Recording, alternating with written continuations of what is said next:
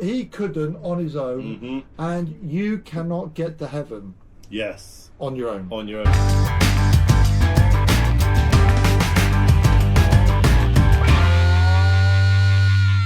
Describe John chapter 5, this bit, this story's miracle. So it's the healing at the pool on the Sabbath. Yeah. Ooh, naughty boy. How dare doing you, good stuff. You religious man. On any particular day of the week. Jesus says, just do good stuff. Do good stuff. Jesus is Lord of the Sabbath. Yeah, he's not tied up with our religions down here. He's the leader, and we follow him. So yeah, and he did a lot of miracles.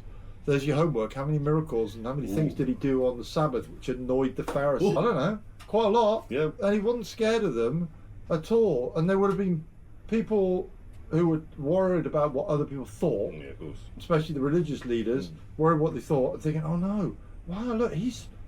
That still applies today, though. Yeah, oh, it's everywhere. Yeah. It's everywhere. So, shall we read it through? Yeah. Okay. Go for it. After this, there was a feast of the Jews, and Jesus went up to Jerusalem. Now there in Jerusalem, by the sheep gate, a pool in Aramaic called Bethesda, which has 5 roofed colonnades. In these lay a multitude of, mine says invalids, blind, paralyzed. Yeah. And they, what does it say? They were waiting for anything? They were. One man was there who had been an invalid for 38 years. Yeah. When Jesus saw him lying there, he knew how long he'd already been there for a long time, and he said to him, "Do you want to be healed?" Do you know what? A couple of little bits there. They'd gone from Capernaum by the Sea of Galilee up to Jerusalem. And Capernaum, as we learned last episode, is, can you remember how many feet below? Is it like 700? It's like 700 feet, I think it's thereabouts, below sea level. Yeah. And then you've got up, eventually like 70 or 80 miles, depending on which way you go, maybe a bit more, up to Jerusalem, which is, Judah, that would be almost 3,000 foot difference. So you're kind of going uphill. So it's about 3,000 foot from Jericho, which is a little bit lower than Capernaum. So you've got Capernaum at the top, down to Jericho, and then up to Jerusalem, which is about 3,000 foot climb over about 15 miles. That's real steep, so you do the gradual one. So he went up to Jerusalem, and I love these journeys. He walked this, did a lot of walking. I'm not much of a walker, but he did lots and lots and lots. In his 3 years of ministry, lots and lots of walking up to Jerusalem, back to Galilee, to Samaria, then to Jericho. It was like he was busy, and he was busy doing good. Yeah. Busy doing good. Are you busy doing good out there? You know, there's a lot of busy. And what would you define as good? Well, man, there's a lot of busy. There's a lot of busybodies out there that just don't mind their own business, but Jesus' business was good business to be involved with. And where did all this take place? In Jerusalem, by the sheep gate, a pool, which is called in Hebrew Bethesda, having 5 porches. So it sounds like quite a beautiful... So a bit of research. Yeah. Bit of research. Oh, go for it. Nehemiah, is that how you say it? Yeah. He made this like huge area, didn't he? And they had gates. Yeah. So this is when he's rebuilding the wall. Yeah. So this is one of the gates. Yeah. To this area. Yeah. And I like it how it says by the sheep gate, because so say there's the gate to the pool. I don't really know, but just say here. The sheep gate will be leading the animals, the sacrificial animals, into the temple. Do you know what I mean? And Jesus just walks on by, like the sheep walking past the sheep gate, sacrificial temple. Oh my days, John! I mean, this is just... I wanted to do that one, but I didn't notice it. Yeah. And I didn't notice it. And it's true. Yeah. He is the Lamb of God who takes away the sins of the world. Yeah. And those perfect lambs being brought in, and he goes in that way. And he's going to be looking at this. He knows. Yeah. He knows the significance of it.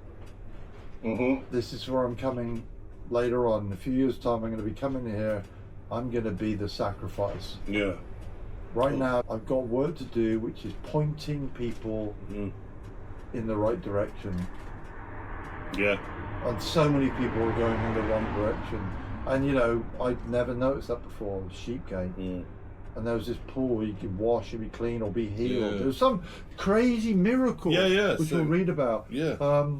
that took place here. In this pool, yeah. Yeah. So anything that jumps out to you on top of what you just said in those first 3 or 4 verses? So mine says the lame, the blind, and the paralysed. Yeah. This was an area. So in this lay a multitude of invalids. So this is like this is like a hospital This full is of a people who hospital where really no need. one's getting better. Exactly. You know, this So- is a load of sick people. Do you know, here's a little thought. I heard someone once say that church is in some ways a hospital for sinners. Okay. And to some extent, I think that's true. These sinners are meant to become saints. They're meant to get better. You know, if you go to hospital and you don't get better, you just go out the back. They carry you out. That hospital maybe has been able to help you a little bit, but it's not saved you.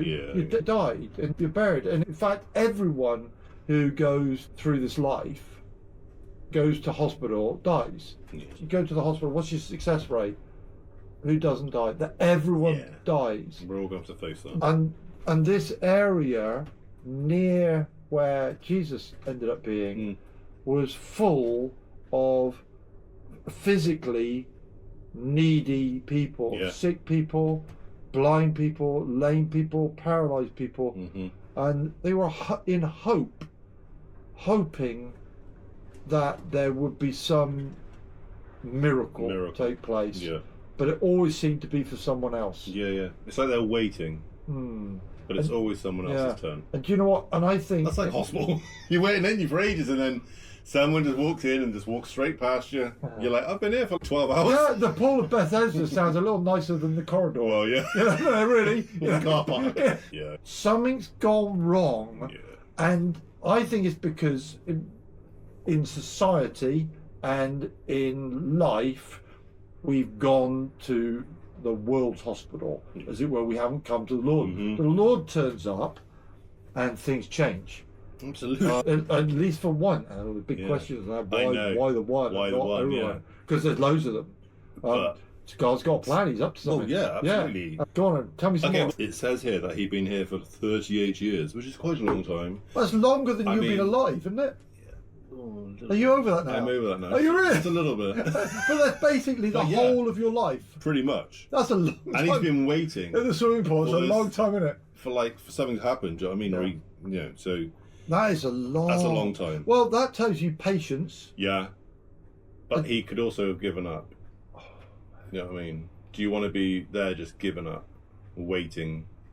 Yeah. I'll go tomorrow. Yeah. Don't act tomorrow. Well, act on it now. It could also be there's no other option. This is it. For those who do the lottery, and you don't change your numbers because you can't live with the thought of your numbers come up the day after you change it. Yeah. Whether it was easy or difficult, he was there in that predicament.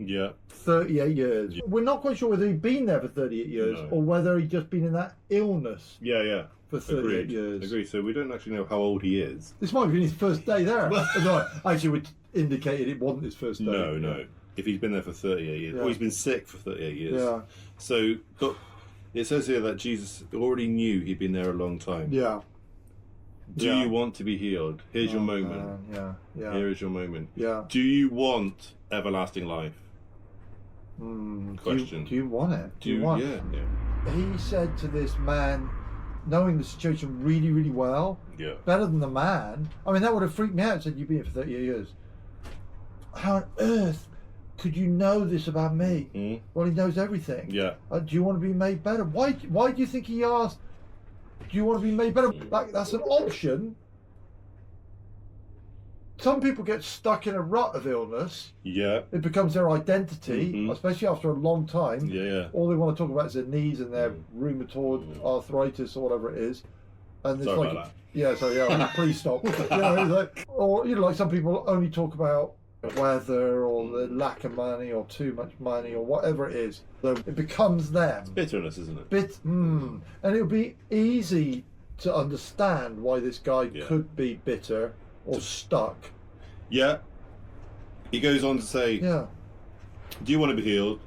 The sick man answered him, Sir, I have no one to put me in the pool, and when the water is stirred up, and while I'm going down the steps, someone gets there before me. Yeah. It appears that what this version here might be slightly different to yours. It appears that something happened to the water.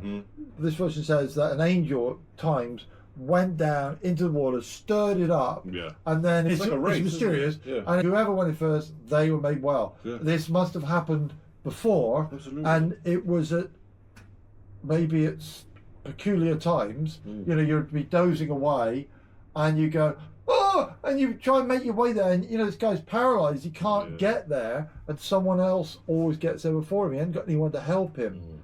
If you've got no one to help you, you have the Lord. The Lord will help you. He will get you to where you need to be. This guy needed to get into the water, but actually he never went in the water in the end. No, this is the best bit, I think, because it's like you don't really need that.